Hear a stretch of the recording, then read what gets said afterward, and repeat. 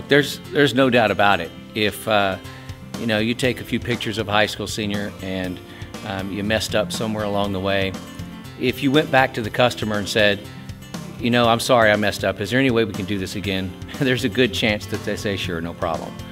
You can't do that with a wedding.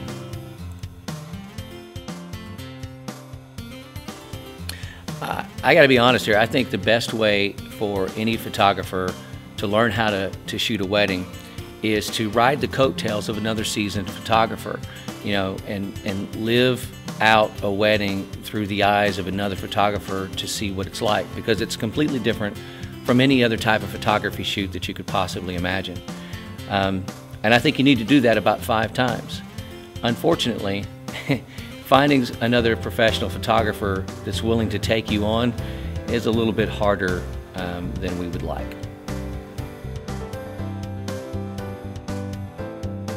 I don't think that there's anything that this video could do to get you totally prepared for a wedding. I hope people don't watch this set of classes and think that that is going to turn them into somehow magically a wedding photographer. But hopefully what the video does do is give you some insights from someone who's done it a few times. Like I said, shooting a wedding is unlike any other photography shoot that you could possibly imagine. There's so many variables, so many intangibles that go on with a wedding that you need to be prepared for. And so hopefully we convey some of those insights to what shooting a wedding is like, and that way, you know, the beginning professional doesn't go into this so clueless. You know what I mean? They don't go into this with this feeling of hopelessness, and they're just confused about where to go. Hopefully we give them some direction. The interview process is critical. I mean, it's super critical. I can't say super critical enough.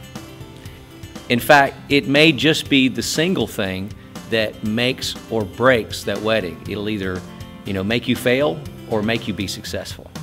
So we go into the whole interview process quite extensively. We even provide a printable PDF document with a whole bunch of questions and topics to discuss during the interview process. So we cover that in Wedding 101.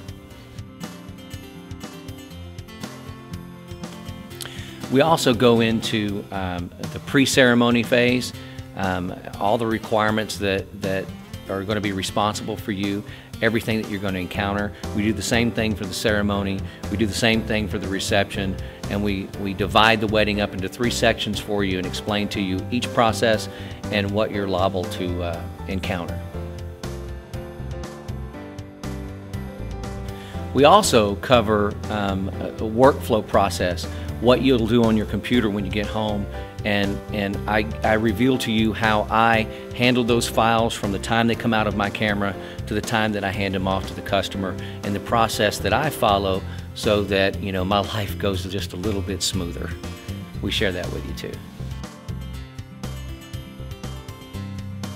We also cover quite extensively the minimum requirements, the minimum equipment requirements that you'll need to get the job done. And then we start going into some of the more preferred products that you're going to want to add into your equipment bag and your equipment list so that you can do the best job that you possibly can. We go over that in great detail. There's no doubt about it, wedding photography is an art form into itself, but it's an enormous amount of work. It's not so much work physically as it is mentally. At the end of a 6 to 8 hour wedding event, I feel like I've worked a 16-hour day. You know, it will fry your brain. You know, if you care about what you do, if you have a passion about what you do, you put your best foot forward in everything that you do with that, right? And so I really love photography, and I really put my best foot forward, and I'm racking my brain, you know, 6 to 8 hours trying to figure out what I can do to make this the best possible photography session for this client.